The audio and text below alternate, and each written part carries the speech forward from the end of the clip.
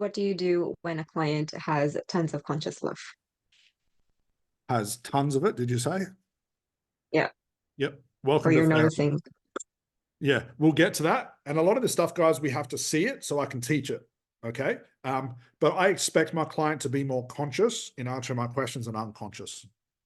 As they become more unconscious, words become far and few between. It's like I tell people, it's like putting a cake in the oven. Put it in the oven, it slowly starts to heat up before it starts to bake.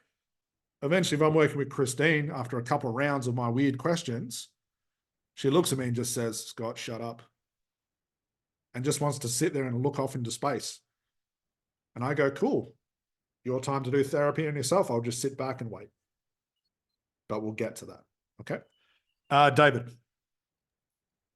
Yeah, the unconscious moments seem relatively obvious for me. I don't really have much of a problem picking up on those. But what I'm finding with myself is that as I observe the unconscious moment, I go into my own unconscious moment, starting to look for the next question to ask. And I guess, are there any tips about staying conscious through this process, so you kind of don't get lost? Because I find myself getting lost and I miss things ahead of that because I'm having my own unconscious moment.